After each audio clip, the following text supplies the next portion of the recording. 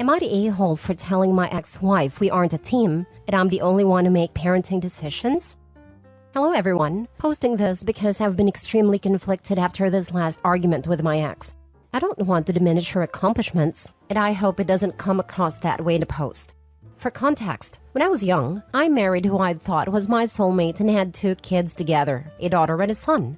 Unfortunately, I did not know my wife was an addict and alcoholic when we married. She hid it extremely well, until a few years in, I began noticing patterns and eventually confronted her. We split when the oldest was 3, and she signed over custody. I know she ended up being homeless a while after our split because her parents didn't want anything to do with her. Did not know anything besides that. Then she contacted me about a year back and told me she was 3 years sober, had a stable job at home. I checked with her family and everything, and yeah, she was telling the truth. She really wanted to meet her kids, and while I was a little upset at the "her kids" line, I eventually decided it wasn't my decision to make and left it up to the kids, who are now 16 male and 17 female, going on 18. They decided they wanted to meet her, and that was that. They have been hanging out with her about twice a week, and I let her come over for dinner almost every night. No sleepovers at her place as of now. So far, they've kind of have the aunt-ish relationship with her, but they do seem to be enjoying it. Which brings me to our conflict. I am far from being a great dad, but I honestly believe I am a good one. I've built trust with my kids through therapy and heart-to-hearts over the years. They're fairly popular at their school, and they recently got invited to a party that I gave them the go-ahead to go. I've spoken to them about the dangers of alcohol, drugs, etc., and they know I am always available to pick them up in a situation they don't want to be in. They also know why me and their mother split up. The kids came home around 11 and just gave me the teen-type rundown. Who was there, they couldn't believe who did what, blah blah.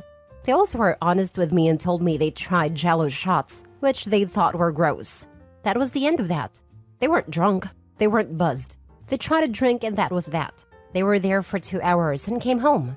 Well, I guess they brought up the party in front of their mother that following breakfast meetup, and she was livid. She tried to ground them from electronics and socializing for 2 weeks. They said it was really awkward and asked me to pick them up without much of the details. While they were waiting in the car, I spoke to her, and when she told me, I honestly laughed. I asked her what gave her the right. She responded that she really wants to be a mother to her kids, and I should give her the chance to parent. That she's giving 100% to this to make this work. I told her it's way too late for that. The kids are basically adults, have part-time jobs, pay for their phone bills/clothes by choice, and are deep into their plans for adulthood. She then told me I was robbing her chance to make things right, and asked what was the point of letting her into their lives if I wasn't letting her be a mom. That we needed to be a team because she needed my support. And here's where I might be the a-hole. I told her the kids are well past the age of asking me why mommy doesn't love them when crawling into my bed at night, and that she was welcome to leave again. And as far as being a team, the only team is me and my kids. I am their parent. They listen to me and respect me because I've listened to and respected them their whole lives. We have not spoken since then, now going on a week and a half. She has still texted the kids good mornings/night messages, but has skipped 2 meetups they usually have so far. So am I the a-hole? Now for the top comments. Not the a-hole. She needs to know her place. It's great she got clean, but she missed out on basically their entire childhood. She now needs to accept she won't have that mother/kid relationship with them like she wants. I agree. I just don't want this experience to kill the effort she put in. I do believe she can have a relationship with the kids, and they also seemingly want some type of relationship with her. But they aren't kids. My daughter is hoping to study abroad in Germany because she wants to move there. This is past the dreamer level because she's put a lot of time into it already and has her scholarship applications planned out. I think your last interaction with her warrants a text to her to discuss things. While it's impossible for her to mommy to her children, it is still possible for her to be mom to her adult children if she builds her relationship the right way. I'd focus on burying, but not forgetting the past, and to not screw up the future over it. I have friends who have similar stories to your children, and they were able to salvage a relationship with a parent after many years of them not being around. They would say, my dad may not have been there for the first 10 years, but for the last 20 he has been nothing but supportive and loving. I know this is stupid, but this made me bawl a little. I truly want my kids to know even just 1/10 of the woman I knew.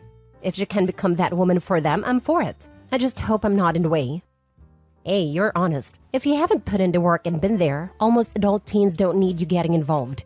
And it doesn't matter how much you want to participate, if it's your own choices in life that made you lose that relationship. Not the a-hole. Like I mentioned in the post, I don't want to discredit her. She knew I wasn't going to let some freshly sober stranger around my kids. She did seemingly work hard at it and started repairing the smaller relationships first before she decided she was ready to try and face us. It's just unfortunate she was this late. She is closer to being the woman I knew when we met now than our entire marriage. Next story. Am I the a-hole for wanting to divorce my husband over kids? I, female 29, knew from a young age I don't ever want to have or raise children. I met my husband in college, and he was decidedly child-free too. We got married a couple of years back. My husband's younger sister, female 24, has 3 kids, male 5 and 2-year-old twins with different deadbeat guys. 2 months ago, she left all of them at our house. Said she was going on an errand and never came back. Just left. We filed a report and everything, and last we heard, she was safe, but did not want to come back. My husband's mom is a minimum wage worker barely scraping by. She used to be a single mom and did not want to raise these kids. I don't want to raise them either. Don't get me wrong, I feel bad for them. But raising kids is a huge responsibility I don't want to take up.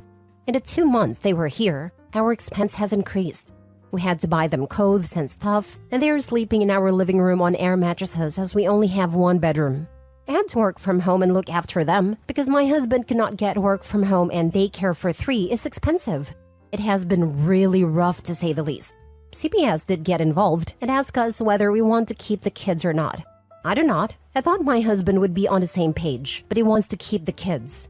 CPS has asked us to decide quickly and make necessary changes. Get a bigger home for one. My husband and I have gone back and forth on this. I cannot live the next 16 years like this. Raising kids is hard and expensive, but he wants to be there for his family, which I get.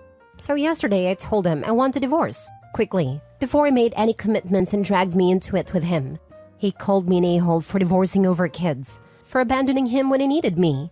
I told him he knew my boundaries well in advance, and this was a commitment, children, that he is unilaterally deciding on. Am I the a-hole? Edit. This is not relevant, but it is increasingly annoying when 1 out of 5 comments are telling me about wedding vows. We did not do traditional wedding vows. We do not believe until death do us part. Our vows did include not having children. Our vow was to stay together till staying apart made us happier than staying together will. Staying in a toxic relationship where you hate each other's guts just because you made a vow was never appealing to us. While some may think you're a hard person for your decision, you are not the a-hole. You had this crazy idea that you would get to remain child-free when you married someone who also wanted to be child-free. It's not like you're not agreeing on what temp to set the furnace or what color to paint the kitchen. This is about as huge as it gets, and he made a choice he made, without caring about your feelings. I think he cares about her feelings. It's a horrible situation. He's right for stepping up though. Those kids have already been abandoned once by someone who is supposed to love them. Unfortunately, there is no right answer. Put the kids in the system is an a-hole move. Ignoring your wife's feelings and future plans is an a-hole move. He really has no choice but to be an a-hole in some way. He's choosing to put the innocent children above even his wants and desires. It's not that he doesn't care. He's just making the best decision for the kids. He can choose to step up, but he cannot force OP to step up as well. And it feels like he just dumped them on her to deal with. I can't fault either of them. Only a-hole here is the sister.